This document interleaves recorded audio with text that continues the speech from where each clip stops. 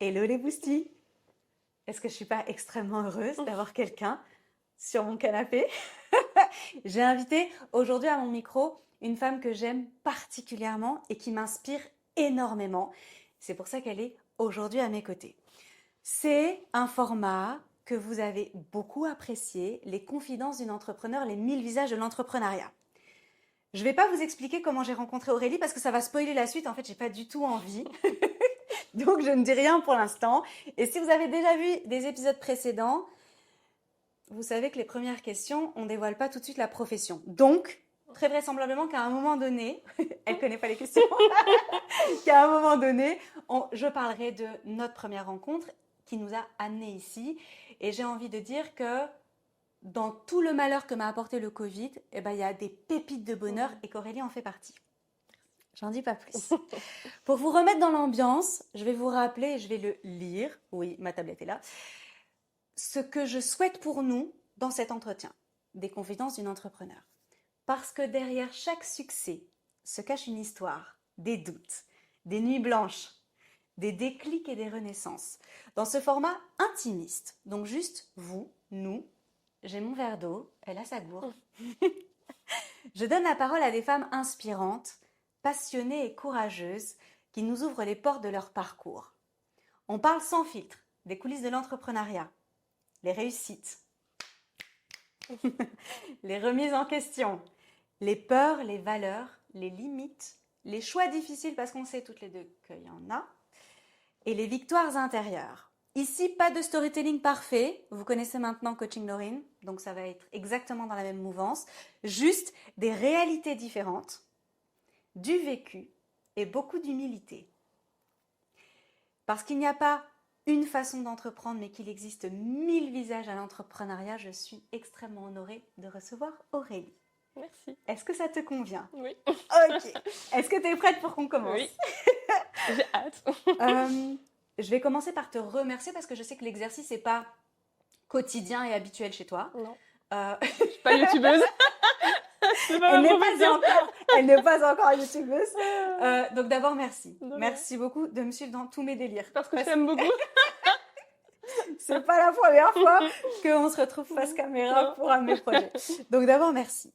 J'aimerais, pour toutes celles qui ne te connaissent pas, que tu te présentes autrement que par ton métier. Vas-y. Bah, déjà, je m'appelle Aurélie.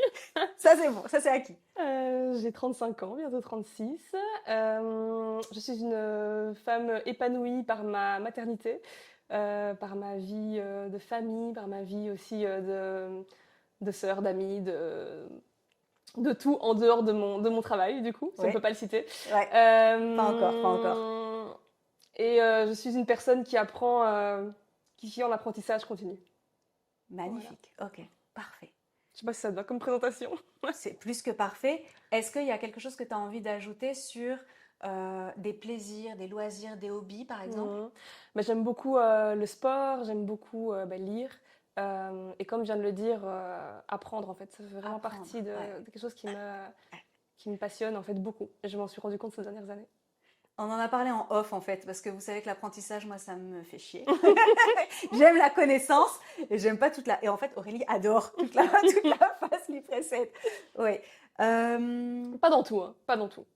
Mais dans mon métier, j'adore Voilà, apprendre. c'est ça. Ouais, Et ouais. j'ai envie de dire dans tout le spectre de ton métier, Ouais. parce que ça touche quand même à plein de domaines différents. Mhm. On va en parler du métier. On va en parler. J'aimerais qu'on arrive sur ton visage de l'entrepreneuriat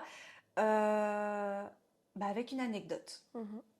Aurélie est la femme qui m'a permis d'arrêter de me faire pipi dessus. Est-ce qu'on peut le dire? Oui. Et non, je n'ai pas accouché, je n'ai pas d'enfant, je n'ai pas tout ça. Donc, je trouvais aussi intéressant d'en parler parce qu'il y a tellement d'idées reçues et de fausses croyances autour de ça. Donc, à toi, la patate chaude. Raconte-nous un petit peu aujourd'hui dans quoi tu évolues. Ben moi, du coup, je suis kiné spécialisée en rééducation périnéale et en périnatalité. Donc, je m'occupe des femmes dans la sphère autour de la maternité, donc à l'avant, accouchement, pendant l'accouchement et après, mais aussi des femmes dans leur santé pelvienne et féminine en général.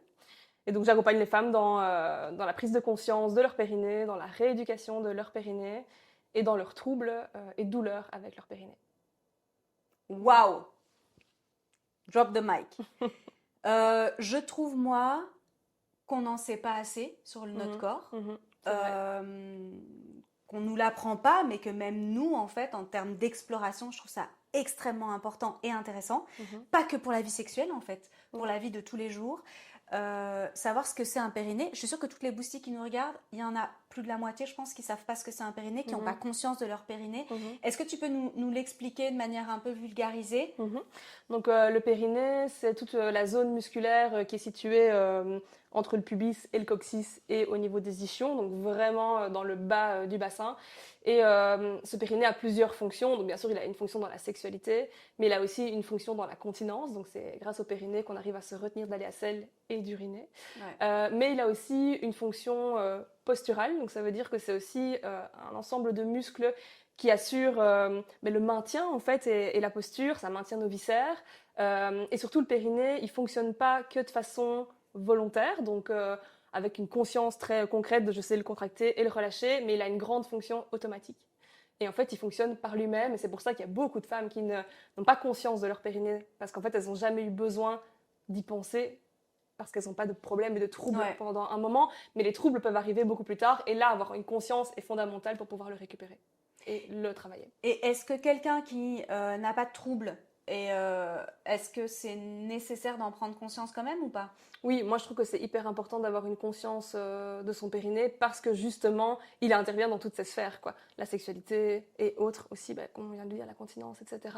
Et quand bien même, c'est une partie du corps comme une autre. Donc il faut savoir où elle se trouve, pouvoir la toucher, la regarder, au même titre qu'une épaule, qu'un bras ou qu'un genou, quoi. Donc on peut dire que c'est comme un hamac. Ouais, c'est ça. Tu m'avais dit ça à la première consultation. C'est un hamac dans le bas du bassin qui soutient les viscères.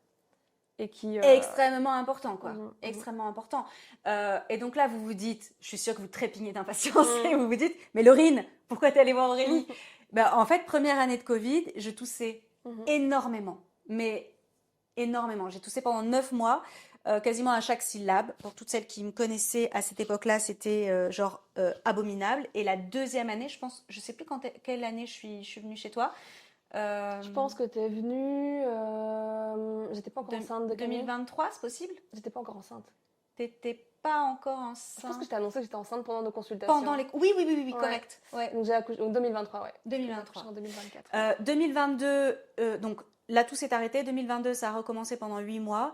Et en fait, à force de tousser, je contracte énormément sur mes... Ouais, en fait, c'est ça. Quand on tousse de façon chronique et à la fin, on n'a plus une très bonne gestion en fait, des pressions. Et la pression qu'exerce la toux fragilise le périnée. Et aussi la sangle abdominale, etc. Ce qui fait qu'à un moment donné, on a énormément de pression sur la vessie et on n'arrive plus en fait à retenir. Ça peut être une faiblesse du périnée ou une mauvaise gestion de la pression dans le ventre, quoi. J'ai aucun problème à en parler et encore moins parce que à l'époque j'avais fait des stories en disant que je faisais de la kiné périnéale, j'ai reçu je sais pas combien de messages en me disant mais t'es enceinte? Et je dis ouh, what the fuck, il y a un souci au niveau de la santé féminine parce que, et même moi, je sais pas ce que ma gynéco m'a renvoyé chez toi, mais sinon jamais j'aurais pensé et quand j'en ai parlé à mon médecin traitant, il m'a dit vous avez 35 ans, vous êtes jeune, ça va se remettre. Pas du tout.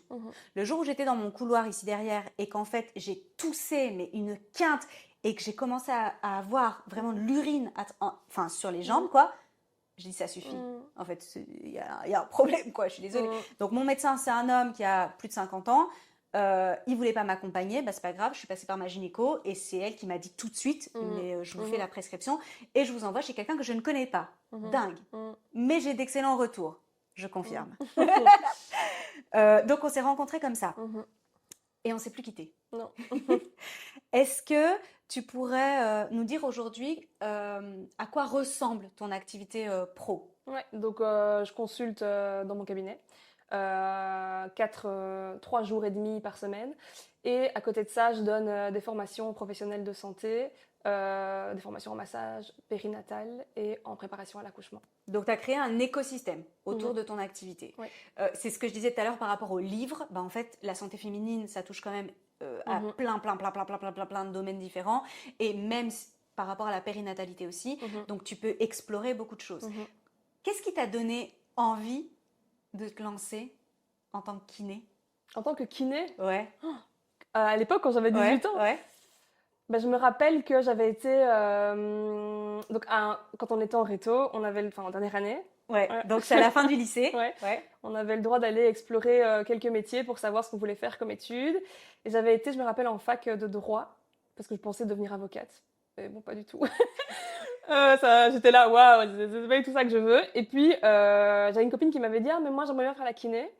Et du coup, je me suis dit, bah, tiens, je vais aller suivre le travail d'une kiné une journée pour voir. ok. Et en fait, j'ai accroché directement, alors que c'était pas du tout dans mon domaine actuel, mais j'avais beaucoup aimé ce contact, en fait, le contact humain, l'idée d'être vraiment utile comme ça, et avec ce contact très chaleureux. Elle, c'était en gériatrie, je me souviens, donc c'était vraiment avec des personnes âgées.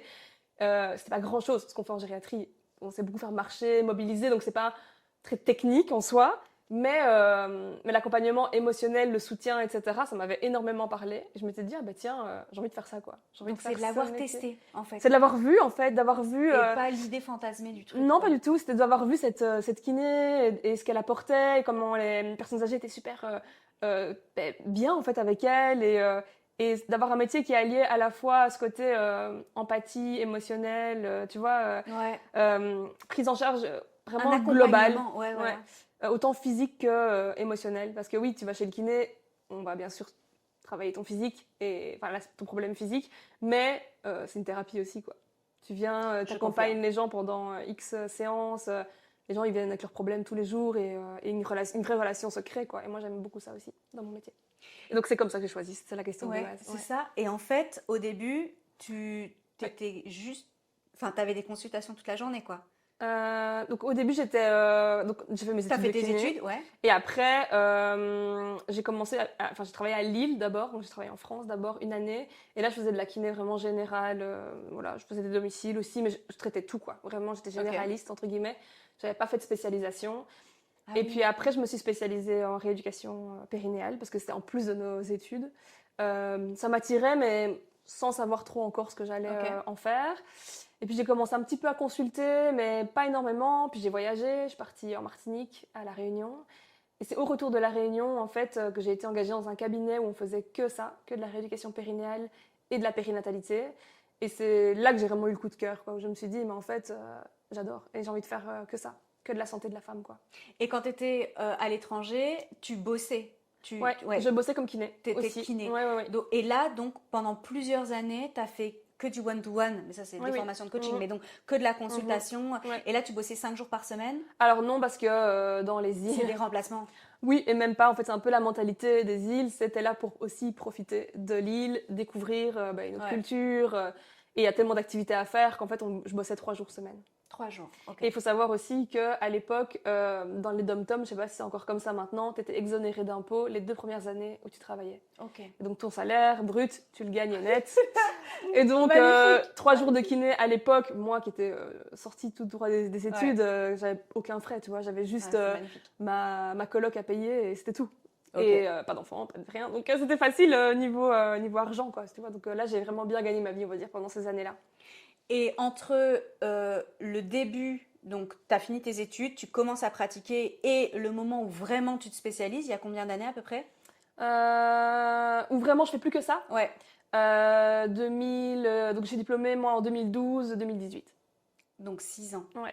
D'abord, petit applause pour mon calcul mental. Ouais. Parce que 6 ans. 2017, Je trouve 2018. ça très intéressant de voir En 2017. tout le 5 ans. cheminement. Mhm. Tout le cheminement. Mhm. Ok. Bah, Ouais. en tous les cas, tu as Ouais. vraiment Oui. exploré. Oui, mais parce qu'il y a aussi eu toute cette part de voyage avant, tu vois, Ouais. de vivre à l'étranger, où là, j'avoue que j'étais pas dans l'expansion de ma carrière, quoi. C'était Ouais. plutôt ma carrière me permet de voyager. Complètement. Mon métier me permet en fait, de profiter d'un autre cadre en fait que j'ai pas. On n'a pas d'Erasmus et tout ça en kiné, donc c'était pour moi une façon aussi de voir autre chose en fait. Complet. Mais j'étais pas dans ce truc de je veux m'installer, je veux développer un. J'étais pas dans le côté pro. Je travaillais et avec toujours beaucoup de conscience, mais j'étais plus Mais dans. pas la croissance en tous les cas. Non. Mon activité professionnelle n'était pas le centre de ma vie à ce moment-là. Ouais. C'était plutôt profiter de ce que mon métier peut m'apporter dans ce cadre, tu vois, des îles, quoi. Et à quel voyage. moment tu as décidé de ne plus faire que des consultations de kiné Périnatale. Ouais. Mais en fait, quand j'ai déjà commencé à travailler dans ce cabinet, à l'époque, je travaillais 2 jours semaine. Et puis après, j'étais encore 3 jours semaine à Namur. Donc le cabinet était à Bruxelles et j'allais 3 jours par semaine travailler à Namur dans un autre cabinet. Juste Bruxelles-Namur, c'est 1 heure. Ouais, 1 heure. Ouais, 1 heure quand même.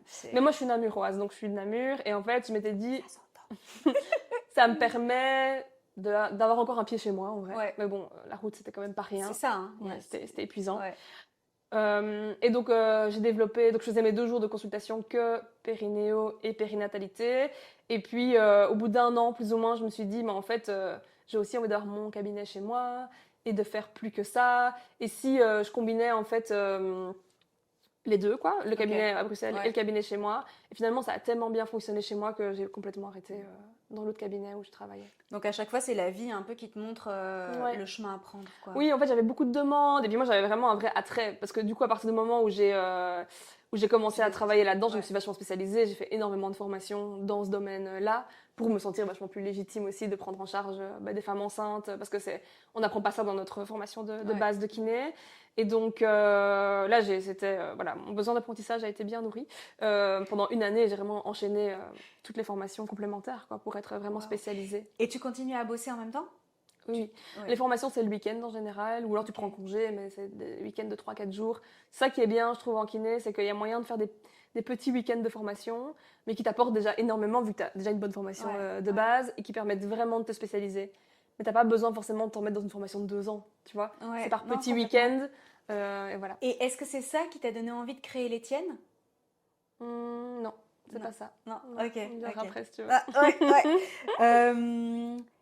Est-ce que tu pourrais partager avec nous dans ton parcours? Donc ça fait combien de temps maintenant que tu es kiné? 14 ans. 14 ans. C'est mon modèle. Est-ce que tu pourrais nous dire ce que tu as détesté? Dans mon parcours? Ouais. Les trucs lourds, quoi. Vraiment lourds. S'il y en a. Ouais, mais moi, c'est bizarre, mais il n'y a rien que j'ai détesté dans mon parcours, non. Et aujourd'hui, dans ta manière d'entreprendre, qu'est-ce qui est le plus lourd pour toi? Qu'est-ce qui te pèse le plus? Je crois que ce qui me pèse le plus, c'est de me sentir obligée de faire des choses. Par exemple, en fait, j'ai toujours fait beaucoup de choses à l'instinct et avec un peu cette idée d'expansion. Dès que je sens de l'expansion quand je pense à quelque chose, c'est que pour moi, c'est c'est vers ça que je dois aller.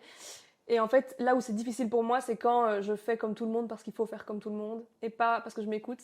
Et là, ça marche pas en fait, en général. Et donc, par exemple, typiquement, les réseaux sociaux, si je vais publier un tel type de format parce que tout le monde fait ça en ce moment, en fait, et que ça résonne pas avec moi ou avec ce que j'ai envie de proposer, en fait, je me sens pas bien, quoi. Ça marche pas. Et donc ça, c'est lourd pour moi. C'est difficile. C'est un sujet qu'on aborde très souvent toutes les deux, les réseaux sociaux, parce qu'Aurélie a une manière d'utiliser son Instagram. Donc, si tu es OK, je me le mettrai en lien cliquable dans la légende de cet épisode.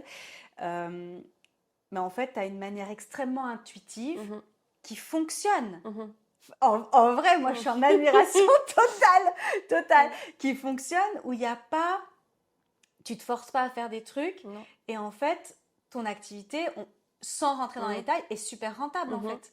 Donc, on célèbre. Oui, mais je crois que... ouais, je sais pas pourquoi. C'est génial. Ouais. C'est un contre-exemple parfait à l'algorithme, à tout ce qu'on peut voir en formation de business, réseaux sociaux, etc. Et je trouve ça génial, en fait. Oui, après, je crois que... je pense que j'ai jamais cherché... ça n'a jamais été la course aux followers, déjà, tu vois. Je me suis jamais dit, il faut absolument que j'ai une communauté de 30 000 personnes qui me suivent. En fait, je m'en suis toujours un peu foutue. J'ai toujours pris ça comme un plus en me disant, si ça marche, tant mieux, mais en fait, si ça marche pas, je vais pas mourir parce qu'en fait, j'ai toujours mon activité de kiné qui marche très bien et j'ai pas besoin des réseaux pour exister. Et je crois que ça, contrairement à peut-être d'autres professions, j'ai cette chance-là, tu vois, d'avoir... mon activité de kiné qui tourne grâce au bouche à oreille, grâce aux médecins, et de façon très locale, sans avoir besoin de passer par des réseaux. Ouais, ta visibilité ne vient pas des réseaux. Non. Ça allège énormément la pression, en fait, de quelqu'un qui nous regarderait, tu vois, et qui se lance, et qui, en fait, n'existe pas encore dans son activité comme reconnue comme incontournable. Tu vois, moi, ma gynéco, elle t'a recommandé, elle te connaît même pas. Oui, c'est ça. Ça dépend le métier qu'on a. Je pense qu'il y a des métiers, surtout dans la santé, etc., où ça va être beaucoup par recommandation. Et donc ça, c'est une chance, en fait, c'est vraiment une chance.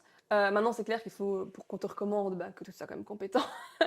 Voilà, ça passe aussi par là. Mais moi, je pense que, en tout cas dans mon secteur, quand on se lance, il ne faut pas tout miser. Par exemple, sur les réseaux, il faut vraiment mettre tous ses œufs dans des paniers différents, en se disant, oui, je vais prendre le temps d'aller prospecter, de rencontrer des médecins, même si je vais me faire fermer la porte 10 fois, il y aura peut-être que 2 portes qui vont être ouvertes. Ces 2 portes-là, elles sont vraiment, elles vont être bénéfiques pour mon activité. Moi, je travaille actuellement avec 2 gynécos vraiment.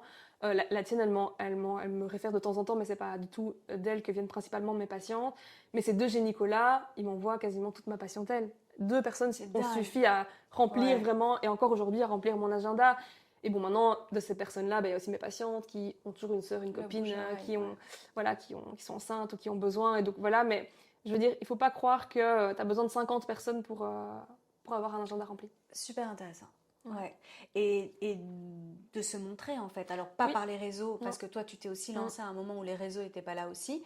Mais même aujourd'hui, moi mes coachés en tous les cas qui sont dans ton domaine, je les incite à aller prospecter, à se montrer, à se rendre visible. Oui, parce que souvent on se dit non, ce médecin il a déjà d'office quelqu'un avec qui il travaille, mais il y aura toujours un jeune médecin qui aura personne en fait. Et des médecins qui sortent des études, il y en a tous les jours aussi. Donc complètement. Je pense que c'est bénéfique pour tout le monde. Et puis il n'y a pas que les médecins, il faut aussi aller voir les autres professionnels.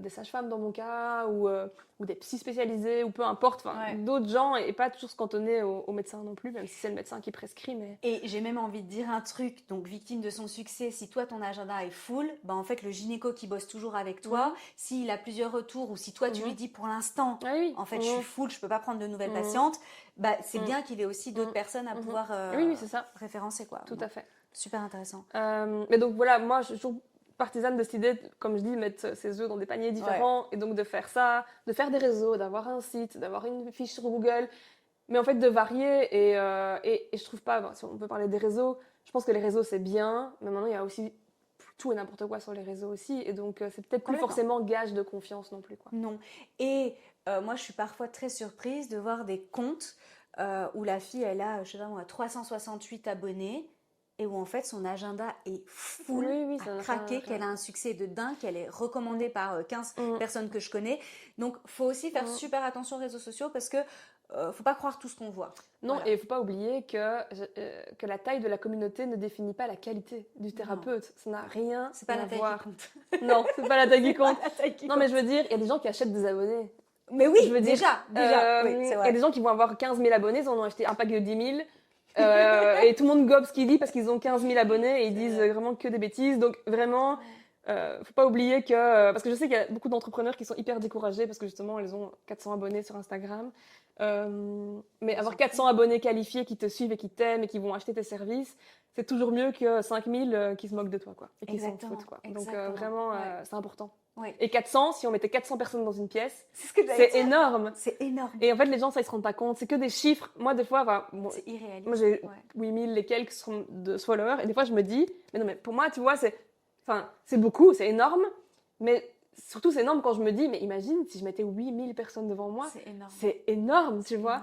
Et ça m'a aussi beaucoup remise en question sur ce que j'exposais sur mes réseaux, du coup. Parce que ça a été le gros conflit interne que j'ai eu, l'année dernière. C'était, j'ai plus envie d'être sur les réseaux parce que j'ai plus envie de montrer ma vie privée. Et j'avais l'impression que pour que ça marche, il fallait montrer sa vie privée. Et en fait, moi, ça n'était plus du tout en adéquation avec ce que je voulais. Et en fait, c'est pas une obligation non plus, quoi. Je veux dire, on peut montrer son visage, on peut parler. On peut même ne pas montrer son visage. On peut très bien ne pas montrer son visage non plus. Et que ça fonctionne super bien. Je veux dire, on n'est pas obligé de se montrer nu et de montrer ses enfants ou de même montrer son compagnon ou peu importe son chat. On est obligé de rien, en fait. On fait ce qu'on a envie. Tout à fait. Et ça, faut pas oublier, quoi. Exactement. Donc, je garde que ce que tu détestes, c'est te forcer à faire un truc avec lequel tu n'es pas aligné. Non, mais c'est parfait. Avec lequel tu n'es pas aligné, si on reprend un peu du jargon dev perso. Je ferai jamais... Enfin, j'ai pas envie de faire des choses auxquelles je crois pas, quoi. Pour plaire. Est-ce qu'aujourd'hui, par exemple, si tu as une patiente avec qui ça passe pas très bien, tu te forces à continuer l'accompagnement ou pas? Comment tu gères? En fait, ça n'arrive pas. Donc, alors, est-ce que ça n'arrive pas est-ce que non, ça n'arrive pas. Je peux pas de tri, toi, à l'entrée. Je peux pas te dire que... les affinités sont pas les mêmes. Oui, mais Ouais, ça n'arrive pas. J'ai jamais eu besoin d'arrêter une consultation. Non, mais c'est de la chance Mais c'est peut-être super. aussi. Non, c'est super. Après, peut-être, bien sûr, il y a des gens avec qui ça match énormément, où je me dis, ah, ça pourrait être mes amis. Ouais. Et d'autres, voilà, elles sont très, très gentilles, mais on n'irait pas plus loin dans nos affinités, entre guillemets. Mais en tout cas, dans mon contexte de soins, j'ai l'impression que c'est une période assez vulnérable. Enfin, c'est un soin. Venir Ouais, consulter ouais. pour ton périnée, en général, c'est assez vulnérable comme consultation. Et donc, tu as quand même. Oui, j'ai l'impression que les gens sont plutôt hyper reconnaissants Et bienveillant. et bienveillants. Que j'ai pas, du coup, besoin Ouais. de Parce qu'il frustrer, y a quoi. tout le volet, évidemment, maternité, enfin, je sais pas, Oui, oui, grossesse, oui. etc. Ouais. Et puis toutes les femmes qui ont du Ouais, vaginisme ouais, c'est ça. Tout le et tout volet ça, douleur ouais, pelvienne, quoi. Ouais. qui souffrent terriblement. Mhm. Merci. De rien. Du coup, ça paraît vachement idéal comme ça, mais Je me dis, désolée. c'est mon modèle. Non, C'est pas très du bien. fake, hein. En C'est fait, juste pour être c'est un honnête, quoi. visage de l'entrepreneuriat Ouais, et il y en a plein ouais. d'autres et c'est ça que je trouve Mais absolument c'est génial. ça, moi, je travaille dans la santé. Enfin, il y a quand même des choses qui font que c'est très différent de d'autres entrepreneurs, quoi. Alors, j'ai eu une gynéco dans mon parcours, une grosse conne. Mhm. Donc, tu Mhm. vois, Oui, oui, non, après, il y aura toujours des professionnels qui sont vraiment pas adéquats, hein. malveillante et ouais, Ouais. ouais, ouais. Mais c'est pas la Mais majorité, tant quoi. mieux, tant Ouais. mieux. Mhm. Euh, Et j'imagine qu'il y a aussi des kinés qui sont pas bienveillants. Enfin, tu vois, c'est aussi une question de je pense aussi. Oui, personnalité. oui, oui, bien sûr, bien sûr. Et Mhm. puis de feeling aussi, tu vois, ça peut. Mhm. Parce qu'il y a une intimité réelle, hein. Enfin, je veux Mhm. dire, au niveau des touchés et tout Mais ça. par contre, imaginons ça ne fonctionnerait. Non, par contre, ce qui m'est déjà arrivé, c'est de recevoir une patiente et de me rendre compte que je ne vais pas être compétente pour elle. Ouais. Et ça aussi, ça j'arrive directement à le dire. Écoutez, je suis vraiment désolée, mais en fait, je pense que je ne suis pas compétente pour votre problème. Je pense que vous devriez consulter quelqu'un d'autre. Et donc là, C'est on facile à arrête, faire quoi. pour toi ou pas? Oui, oui, parce que j'ai une intégrité de soins, je pense, Ok. qui est hyper importante pour moi. Et que si je me rends compte que vraiment, je ne saurais pas Ça sert à l'aider, en rien, fait, ouais. ou je ne comprends pas sa pathologie, ou alors on a fait X séances ensemble et franchement, il n'y a Il y a aucune zéro, évolution. ouais. Moi, j'ai pas de temps à perdre, j'ai pas de temps à faire perdre aux gens, surtout dans leur santé, quoi, tu vois. Donc, Wow. à ce moment-là, je vais facilement rediriger vers une collègue que je trouverais beaucoup plus compétente dans ce domaine-là et annuler tous les rendez-vous, j'ai aucun souci avec ça, quoi. Ok. Est-ce qu'il y a déjà eu un moment dans ta carrière où tu as eu envie de tout arrêter Non. ou de faire radicalement différemment? Hum, je pense que pour qu'un travail reste agréable, je pense qu'il faut pouvoir à un moment donné aussi se diversifier, tu vois. Euh, je pense que pour éviter un peu la monotonie Ouais. et la lassitude, j'ai eu besoin de me diversifier, mais enfin, de ces dernières années, il y a eu beaucoup de changements quand même, parce que bon, voilà, j'ai voyagé, puis on est rentré, puis j'ai ouvert mon cabinet, enfin, tout ça a déjà donné pas mal d'élan à... Enfin, voilà, moi j'aime beaucoup en fait, cette variété. Et les formations sont venues de là aussi, à un moment donné peut-être, où je me disais, en fait, ce serait bien de partager mes connaissances et de faire aussi autre chose, quoi. Et c'est là qu'est née ton envie de transmettre. En fait, ma première envie de transmettre, elle est née parce que, bon, de base, je m'étais formée à un soin, et puis j'en ai créé un autre protocole, et j'ai beaucoup partagé ce protocole sur les réseaux, et j'ai beaucoup de thérapeutes qui sont venus me trouver en me disant, où est-ce que tu as appris ce protocole? J'aimerais vraiment beaucoup l'apprendre aussi, et en fait, ce protocole, c'est un protocole que moi, j'avais créé, et donc j'ai dit, ah, ben, en fait, c'est un protocole que j'ai créé, mais... Et là, l'idée m'est venue de me dire, bah, ok, s'il y a plusieurs personnes qui sont venues me Ouais. voir en me disant, moi, j'aimerais vraiment beaucoup apprendre ça, mais pourquoi pas en créer une formation, quoi. Et puis c'est ça aussi la magie des réseaux, c'est que tu peux faire des sondages, voir qui serait intéressé, tu peux déjà un peu tâter le terrain avant. Ça c'est chouette. Et donc quand j'ai vu qu'il y avait plusieurs personnes qui étaient intéressées, je me suis dit, bah, en fait on va voir, en fait on va le faire, et puis on va voir quoi, si ça marche. En présentiel. En présentiel. Ok. Ouais. Et ta première formation en présentiel, elle date de quelle année? 2020. 2020. Covid. Formation lancée, inscription en plein Covid, et qui a été donnée en octobre 2020. Donc on sortait du confinement, on pouvait recommencer, mais alors on devait faire avec masque, etc. Ok. Oui, à tout moment j'étais là, ok, ça va s'annuler. Ouais. J'étais prête et tout. Ouais, Ok. ouais. T'avais ouvert combien de places?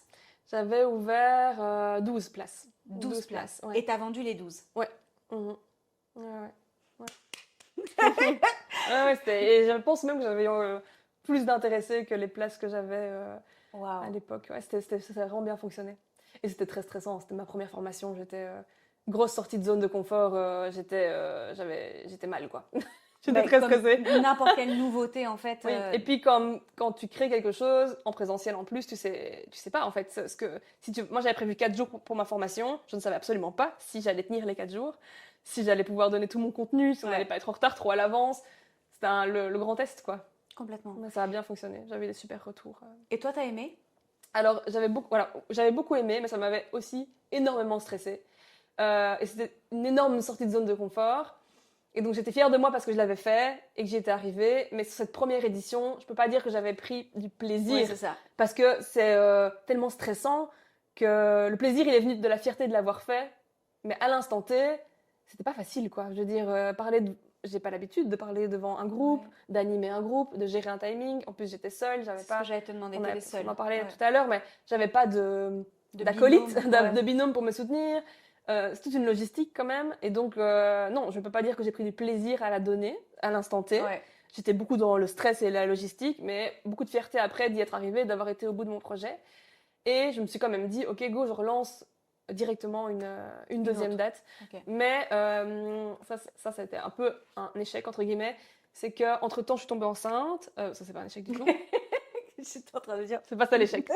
Et j'avais prévu en fait une formation 3 mois après avoir accouché de ma fille, sauf sans savoir ce que allait me réserver la maternité. Alors j'accompagne des femmes enceintes et des mamans tous les jours, mais le vivre c'est absolument pas la même chose.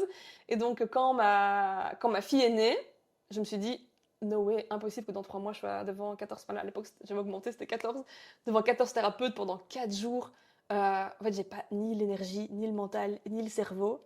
Et j'en faisais des insomnies de dingue. La nuit, j'étais là, je vais jamais y arriver. Et donc, j'ai annulé. Un jour, à 2h du mat, j'ai envoyé un message Ah ouais? à tout le monde en disant, je suis désolée, en fait, cela sera pas possible, quoi. Et donc, en fait, je vais vous rembourser. Et j'ai fait les virements à tout le monde. Je me rappelle, à la foulée, à 2h du mat, j'ai remboursé tout le monde en mode, je suis désolée, mais je ne le ferai pas, quoi. Parce qu'en fait, je suis pas capable. Voilà. Ça, c'est une leçon pour Oui. chaque entrepreneur Ouais. de s'autoriser. Et Julie de La Vie en Evergreen avait fait la même chose il y a 2 étés, je pense, Mhm. de s'autoriser, même si ça a fonctionné, même si tu as vendu, Mhm. même si en fait tu n'es plus du tout aligné Mhm. avec ton truc, si ça atteint ta santé à Oui, toi. oui, ça attendait vraiment ma santé parce que je te dis, bon, déjà, je dormais pas beaucoup parce que j'avais un nouveau-né, mais j'en faisais des insomnies la nuit, de stress, de me dire, je Non. serais pas capable, et C'est pas physiquement, j'allais pas bien. Enfin, alors peut-être que là, j'étais genre à 1 mois après mon accouchement, il restait 2 mois avant de la donner, peut-être que finalement, aux 3 mois, ça aurait été possible, mais à ce stade-là, C'était pas. ça me angoissait, et j'étais là, ok, mais c'est pas possible, quoi. Non, non, non. Et donc j'ai annulé, et puis les filles ont été super compréhensibles. Bon, après, c'est aussi une formation autour de la naissance, donc j'espère que les thérapeutes sont quand même bienveillantes. Mais en l'occurrence, tout le monde avait dit, ok, mais vraiment, tu fais bien, et on se réinscrira à celle que Plus tu tard, donneras ouais, après, quand plus tu te tard. sentiras d'aplomb Et à la redonner. justement, comme c'est J'ai face à oublié des... cet épisode-là. Tu vois, en parlant. Est-ce que comme c'est face à des thérapeutes, tu as un petit syndrome de l'imposteur ou pas? Est-ce que tu as peur d'être jugé ou de dire des trucs qui sont pas justes ou que quelqu'un... Pendant la formation, Ouais, bah, je crois au que... début. Oui, je crois je pense que le syndrome de l'imposteur, je pense qu'on le ressent un peu toutes. Hein. Je peux ouais. pas dire que je ne l'ai pas. Et puis on se dit toujours, bah, en fait, qu'est-ce que je vais apprendre? Elles sont autant formées que moi. Enfin, Ouais. tu vois, j'ai rien à leur apprendre. En fait, si, j'ai beaucoup de choses à Mais leur apprendre. c'est ça qui est intéressant Et, parce que ça, je l'ai tout le temps. Hein. Ce syndrome de l'imposteur chez les femmes que j'accompagne et qui se disent, en fait, j'ai rien à apprendre à l'autre. Ben, en fait, oui. Mais genre, moi, je me suis dit, en fait, si elles s'inscrivent et qu'elles viennent, c'est qu'elles ont Il y a une envie de démarche. venir Ouais. chercher un truc qu'elles n'ont pas, une pratique qu'elles n'ont pas. Et donc, dans, en tout cas, cette pratique-là, j'ai quelque chose à leur apporter. Alors, peut-être que sur plein d'autres sujets, elles sont plus calées que moi, mais sur ça, en tout cas, je pense que j'ai quelque chose à leur apporter, quoi. Et je vais même aller un cran plus loin. Quand bien même tu aurais des kinés périnéales dans ton assemblée, c'est possible qu'elles pratiquent d'une autre manière. Tu vois, Bien moi, sûr. quand j'assiste à des séminaires avec des coachs en Mhm. neurosciences, etc., j'adore voir quelle approche ils ont de certains concepts. Enfin, je trouve ça hyper intéressant parce que ça peut nourrir ta pratique aussi, quoi. Ouais. Donc, Tout à fait. Super Tout intéressant. à fait. Et puis, il y a autant de thérapeutes, de pratiques que... Complètement. Avec la même théorie, honnêtement, Mhm. t'as mis l'approche. Et puis, tu as la théorie et la pratique, c'est 2 choses différentes. On peut t'apprendre plein de notions théoriques. Il n'y a pas que la pratique, enfin, il n'y a pas que la théorie Ouais. dans la pratique qui fait un soin. Ouais. Il y a tout l'univers qu'il y a autour. Un humain, c'est Ouais. pas que... tu vois, Ouais. Non, c'est vrai. c'est complètement juste. c'est multidimensionnel. Oui, c'est vrai, parce que tu pourrais aller voir 2 kinés périnéales pour exactement la même Oui. chose et que T'auras ton pas le même expérience, résultat. non, soit complètement différente. Et par rapport à la douleur, c'est pareil, en fait. traiter de la douleur avec 2 thérapeutes différents, avec les mêmes techniques. Ouais. Il n'y a pas que l'aspect pratique, en Non. fait. Il y a aussi tout ce que tu vas apporter à côté. La sécurité émotionnelle, Ouais, ouais, tu vois, etc. Et l'espace de confiance, Ouais, ouais. etc. Non, Qui complètement. influence le soin, je trouve. Beaucoup. Énormément. Mais de manière générale, qui influence absolument tout. Mhm. Parce que demain, tu vas manger une pizza. Des pizzerias, il y en a Mhm. 250 000. Mhm. Mais en fait, pourquoi tu retournes au même endroit? Mhm. Bah, c'est pareil. L'ambiance, C'est ouais. toute Tout l'expérience l'univers. client, ouais, Ouais. que moi j'appelle expérience client. Ouais. Euh, Ça, c'est applicable dans tout, quoi. Dans tout, Mhm. absolument tout.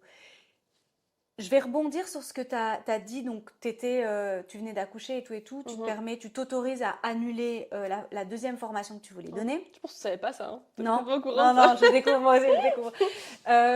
Du coup, j'aimerais qu'on aille de manière un petit peu plus générale, quand tout s'accélère, et on sait toutes les deux que dans la vie d'une entrepreneur, ça arrive, et surtout que tu as des enfants, je me permets de le dire parce que tu l'as dit, que tu avais eu des grossesses, etc.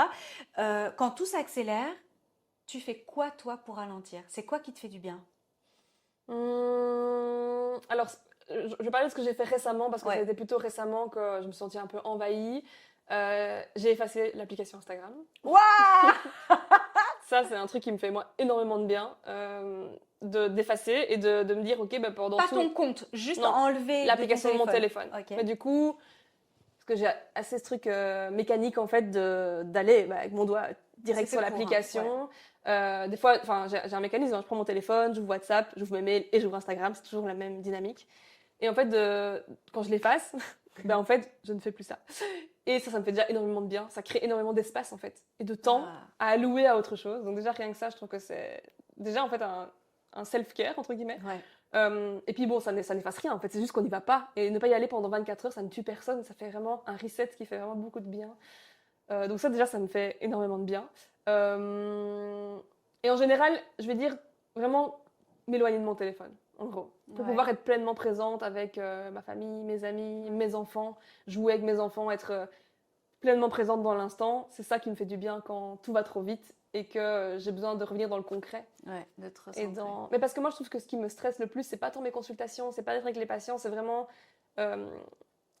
les réseaux, parce qu'on voit tout ce que les autres font et on a l'impression que les autres avancent super vite et que nous, on n'avance pas en fait, alors que c'est complètement faux, on avance aussi et les gens montrent bien ce qu'ils ont envie de montrer et j'en ai tout à fait conscience, mais je me rends compte de l'impact que ça a sur mon stress.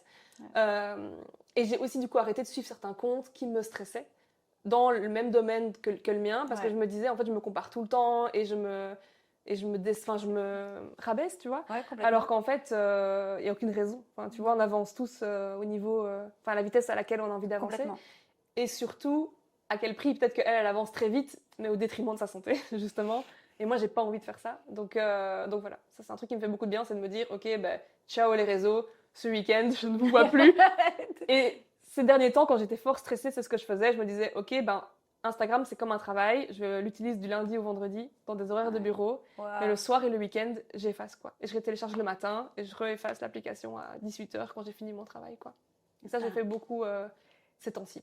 Je vais juste rappeler avec ma petite casquette de neurosciences que en fait, on a un biais cognitif qui fait que au plus l'information est accessible et rapide, au plus elle prend de la place dans notre espace mental, pour schématiser. Et donc, les informations qu'on va avoir sur notre téléphone, par exemple, vont prendre énormément de poids, là où ta voisine, juste ta voisine, qui est en train de vivre peut-être une horreur, ça va prendre beaucoup moins de poids mental, de poids émotionnel, de poids physique, etc.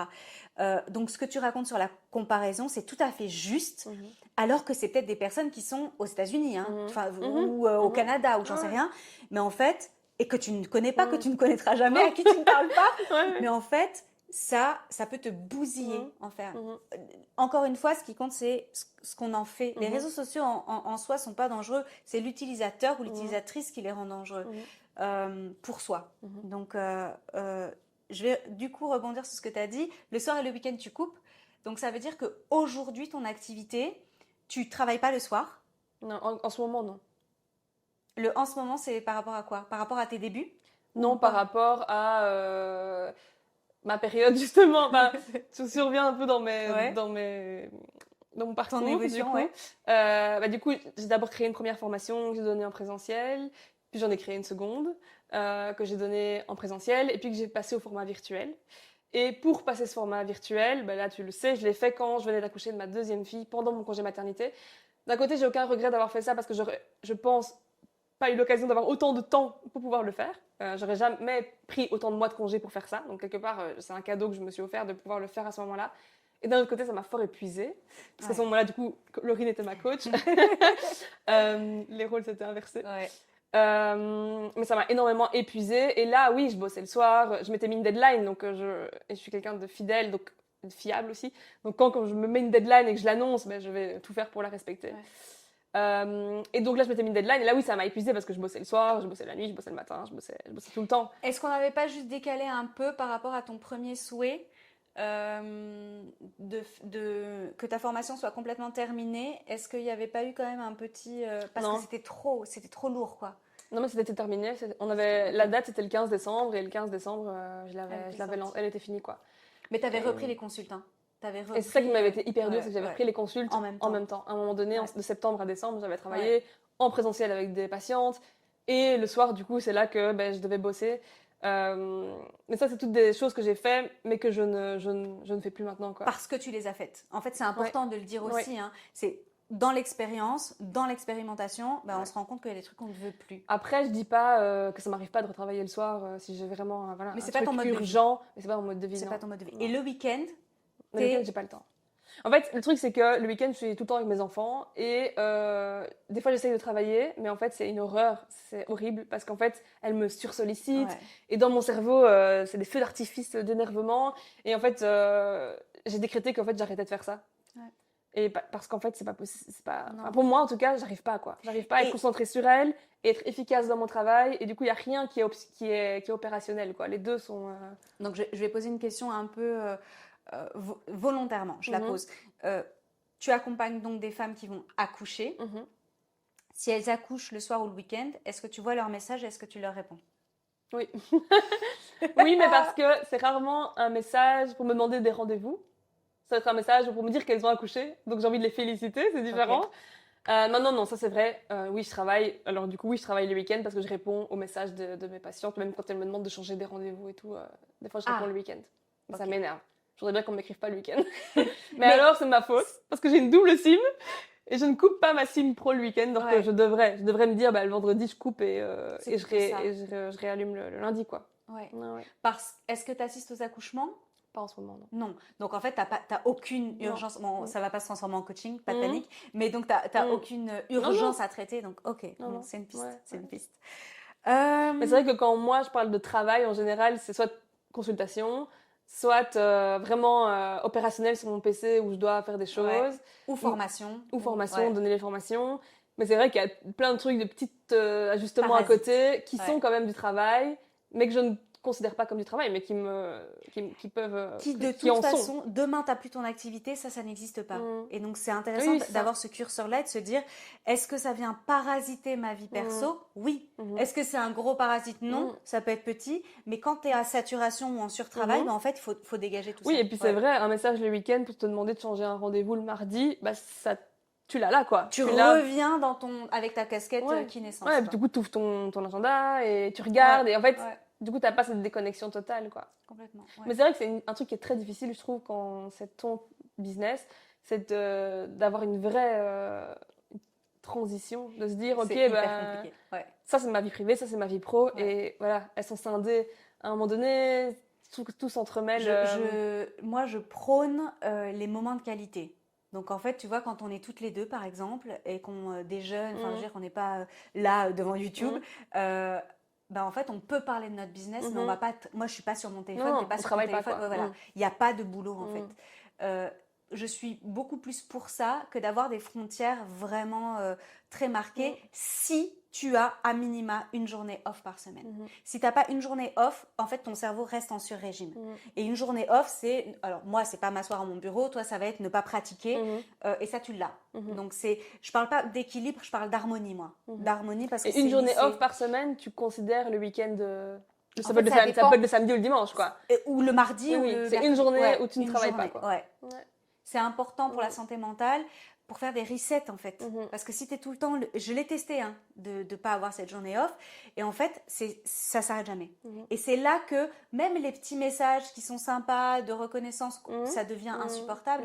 Et à un moment donné, on s'en rend pas compte, et on bascule dans quelque chose de pas joli, et on devient esclave de son business, et ça prend trop d'espace. Ouais. Le danger, et j'ai fait une newsletter entière là-dessus, c'est qu'après on se définit à travers son travail et donc notre valeur devient la valeur de notre business et là c'est compliqué. Et en fait, on croit que ça n'arrive qu'aux autres ou que ça met des années. Non, pas du tout. Pas du tout, pas du tout. Donc c'est important de scinder et de se rappeler qu'en fait, il y a une femme derrière le business et que le business, ça se trouve demain, bah, t'en as un autre et je sais pas, tu vends des crêpes, hein, tu vois. Donc je pense pas, mais en tous les cas, Pourquoi pas? pourquoi pas, pourquoi pas. Ça pourrait pas m'étonner. Ok, merci beaucoup. On va passer à la dernière étape de cet entretien. Ça va jusque-là? Ok. J'aimerais que tu nous confies une habitude chelou. Je prends le temps de la réflexion. On a toutes des habitudes cheloues. Vas-y, est-ce que tu penses à un truc? Alors, il y a un truc que je fais qui peut peut-être paraître chelou pour certains. Moi, ça va. C'est, j'aime bien de temps en temps tirer une petite carte le matin. C'est chelou. Une carte d'oracle, quoi. Ouais. En mode, ok, je me pose une question, qu'est-ce que me réserve ma journée ou qu'est-ce que me réserve mon avenir ou quoi. Et alors, souvent, je l'affiche dans mon cabinet, je la mets sur mon armoire et dans la journée, je la regarde en me disant, ouais, c'est tu viens, chelou, tu verras. chelou. J'aime bien, du coup, relire ça. Elle t'accompagne dans la journée et quoi, c'est un sentiment d'apaisement, de sécurité intérieure Bon, des fois, c'est complètement pas du tout réponse. Parfois, ça me réveille vraiment en mode, ah oui, c'est vrai. Et toi, ça me donne une idée ou une piste de réflexion que j'aurais pas eue sur ma vie ou sur ma question, quoi. Alors, tu réponds parfaitement à la question. Si jamais c'est parfaitement une habitude chelou, c'est absolument exquis. Mais pour moi, ça me paraît pas chelou, tu vois. Mais non, mais parce qu'en fait, généralement, nos habitudes cheloues, elles sont tellement habituelles, ancrées, etc., qu'on se rend pas compte. Mais si quelqu'un t'observe pendant la journée et se dit, qu'est-ce qu'elle fout là? Elle tient une carte. Alors, deuxième habitude chelou que je fais aussi, c'est que de temps en temps, entre les consultes, j'aime bien un peu enlever les mauvaises énergies de mon cabinet. Et donc, je passe du Palo Santo, c'est un bâton, c'est un morceau de bois en fait que je fais brûler. Et c'est vrai que si tu me voyais dans mon cabinet en train de faire des petits trucs comme ça, tu pourrais me trouver chelou. Tu peux te rapprocher de moi, Aurélie, comme ça on te voit bien. Donc, on a deux habitudes cheloues. Ok, voilà. Après, ça dépend du point de vue, évidemment. Bien sûr. Mais je prends les deux. Vous pouvez voter en commentaire la plus chelou. Et si vous le faites vous aussi chez vous, le Palo Santo, c'est vrai que ça, je l'ai vu très, très, très souvent. Dans le cours du yoga aussi, on fait ça, j'imagine. C'est comme l'encens ou le... Moi, je mets du papier d'Arménie, en fait. Mais ouais, je garde. Ok, on arrive tout doucement à la fin de cet échange. Et je vais passer à ma question préférée. Ok, question piège. Si ton aventure entrepreneuriale était une série Netflix, Oula. ou Prime, HBO, bref, on s'en fout, on a compris le concept, ok? Est-ce que tu pourrais lui donner un titre et le titre de l'épisode actuel? Mais c'est dur comme question. D'où tu vas chercher tes questions, toi? Alors, le titre de ma série entrepreneuriale. Je mettrais Suis ton intuition. Ouais. Voilà, ce serait le titre de la série. Suis ton intuition, avec Aurélie. Écoute-toi, voilà. Un truc comme ça. Ok. Follow your... je sais pas comment dire, instinct. Your guts, ouais. C'est ça. Ouais. Ça, ce serait mon truc. Et l'épisode actuel, ce serait un épisode sur l'art de ralentir. Voilà. Ouais, j'adore. J'adore. Voilà. L'apprentissage du ralentissement, chose que j'ai jamais fait dans le parcours. Voilà. C'est la première fois. C'est parfait. C'est juste parfait. En 14 ans que j'apprends à faire autrement. T'as envie de pleurer, je sais pas. Je pense que c'est un peu aussi dans l'air du temps, j'ai l'impression. J'ai l'impression qu'on est... En tout cas que peut-être les gens n'y arrivent pas, mais que c'est un sentiment que beaucoup de gens ressentent, un peu de se dire, mais en fait, à quoi bon? Il y a une autre manière de faire. Oui, il y a une autre manière de faire, et surtout, ça ne doit pas me coûter ma santé, quoi. Non, alors le piège, c'est que ça devienne une injonction Mhm. et que du coup, tu multiplies les activités self-care, que tu restes dans la Ouais. performance, en fait. Ouais. Et ça, c'est aussi un danger, Ouais, tu non, vois. non, on n'est pas là. Donc, Oui, bah, de toute façon, après, tu dois quand même bien. Enfin, je veux dire, ton activité professionnelle, elle te fait vivre aussi. Et à un moment donné, s'il n'y a pas d'argent qui rentabilité. rentre, Non. tu vois. Non, bien Je veux dire, il faut juste trouver. C'est ça qui est le plus dur, et je pense que c'est un peu la leçon de vie aussi, c'est toujours trouver un équilibre dans tout, quoi, tu vois. Et ça, je trouve qu'entrepreneur, c'est ce qui est le plus difficile, c'est ouais, de doser. Hein. de savoir doser. Et moi, j'ai été beaucoup dans les extrêmes où vraiment mon travail. Enfin, je me confonds avec mon travail, beaucoup.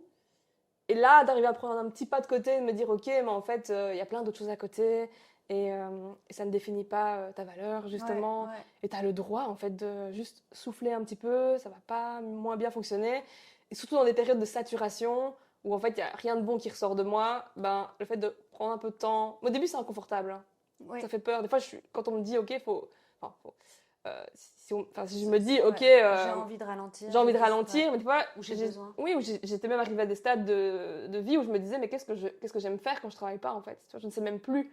Et donc c'est pour dire que ça paraît beau comme ça, mais c'est pas beau, en fait, tu vois, parce qu'à la base, tu arrives tellement loin dans l'intégration de ton business que tu te dis, mais en fait, je ne sais même plus qui je suis en dehors de ce travail et qu'est-ce que j'aime faire. Et donc c'est aussi hyper inconfortable, tu vois. Hyper. Et donc les premiers temps, c'est pas agréable de ralentir. Parce que C'est effrayant. tu cherches ce que tu pourrais faire d'autre que de travailler, quoi. Ouais. Je suis obligée de faire de l'autopromotion, mais la dernière Boostletter, c'était à ce sujet. Et c'est en fait pourquoi c'est si compliqué de ralentir. Et que le cerveau, il adore remplir les pièces du puzzle, quoi. Et le vide, ça fait extrêmement peur. Ouais. Oui, et aussi parce que je pense que la société, quand même, on vit quand même dans une société qui valorise la production, le faire, et pas beaucoup l'être, finalement. Complètement. Et que même petite, on nous a, enfin, comme ma génération, on nous a toujours beaucoup valorisé sur ce qu'on faisait de bien, les bonnes notes qu'on ramenait. Tu vois, même dans le sport, fallait être hyper performant, enfin, tu vois. Et en fait, faut déconstruire tout ça aussi et de se dire, bah, par exemple pour le sport, hein, je fais du sport pas parce que j'ai envie de performer dans mon sport, juste parce qu'en fait, ça fait du bien à ma santé. Et que j'y prends du plaisir. Et que j'y prends du plaisir, mais... Et encore, tu vois, par rapport... Bon, c'est complètement en dévie, mais par rapport au sport, tu vois... tu peux prendre du plaisir à faire ton sport, mais si le but de ton sport, c'est d'être performant, à des hauteurs style je veux faire un marathon, tu vois, bah, vu que tu n'atteins pas ton but en faisant des 10 petits kilomètres, tu prends pas vraiment de plaisir, tu vois, tu es toujours déçu de toi, tu vois. Et donc, des fois, de mettre, je trouve, une autre... de changer un petit peu la perception des choses, bah ouais, ça change beaucoup, quoi, tu vois. Ça, on voit la différence entre deux approches. Moi qui ne suis pas sportive, mais qui pratique une activité physique régulière 3 fois par semaine, bah, en fait, j'ai pas... Donc moi, c'est être sportif, de pratiquer une activité physique 3 fois par semaine. Mais tu vois, je suis pas dans une démarche de... performance, quoi. Ouais, de performance, en fait. Ouais. Jamais. Je vais pas me dire, tiens, ma marche, je vais faire 6 km en moins de temps que la... En fait, j'en ai rien à foutre. Le mouvement, tu avais fait un réel là-dessus que j'avais adoré sur le mouvement et que c'était le plus important au final. Oui, mais c'est ça, mais ça dépend toujours de ce qu'on met derrière, tu vois. Ce que je veux dire, c'est que tu vois, tu vas prendre du plaisir parce que tu as atteint ton objectif. Ton objectif, c'est de te mettre en mouvement, c'est de ne pas performer, tu vois ce que je veux dire. Complètement. Et donc, je crois qu'aussi, c'est important des fois revoir nos objectifs pour ne pas se mettre en échec, tu vois. Et de les alléger au maximum, parce que si je vais prendre que des objectifs super chouettes. Aujourd'hui, je veux peindre, lire, marcher, faire du sport, aller au cours de pilates, voir ma copine. À un moment donné, c'est trop, en fait, c'est vraiment trop. Donc oui, on a dévié, mais à l'image de nos conversations habituelles. Justement, Aurélie, donc là, c'est la fin de cet échange et j'aimerais que tu partages avec moi peut-être ce qui t'a le plus marqué de l'échange qu'on a eu aujourd'hui. Peut-être quelque chose une transmission ou une inspiration par rapport aux femmes entrepreneurs qui nous écoutent ou qui nous regardent. Sur quoi tu as envie de mettre la lumière en cette fin d'entretien? Alors, je mettrais la lumière justement sur cet apprentissage comme on vient de le dire, travailler c'est vraiment important, c'est vraiment bien, mais pas au détriment de sa santé physique et mentale, quoi. Et je pense que ça s'apprend en vrai et que c'est pas simple. Non. Mais que si je pouvais mettre un peu de lumière là-dessus, pour moi, ça serait vraiment important, quoi. Et si maintenant, tu pouvais adresser un message à la Aurélie d'il y a 14 ans qui commence à pratiquer, tu lui dirais quoi? Je lui dirais de faire tout pareil. de faire tout pareil. Et parce que je crois que tant que t'as pas... Enfin, moi, en tout cas, moi, je fonctionne comme ça. Peut-être c'est pas le cas de tout le monde. vas-y. Mais moi, je crois que tant que j'ai pas été jusqu'au bout du truc, j'ai du mal à changer, quoi. Tu vois? Donc, pour pouvoir me rendre compte que ce que je fais ne fonctionne pas, j'ai besoin de me sentir dépassée, extrêmement mal, etc. pour me dire, non, mais là, c'était trop, en fait, et tu ne referas plus ça, quoi, tu vois. Mais je ne peux pas changer quelque chose que j'ai pas expérimenté jusqu'à son, tu vois, maximum, quoi. Complètement. Enfin, alors, maximum, j'ai jamais fait de burn-out, j'ai jamais été jusqu'à plus savoir me lever de mon lit, hein, comme on en parlait, parce que je crois quand même que j'ai quand même une conscience de ma santé aiguisée, entre guillemets, donc je sais écouter les signaux. Ouais.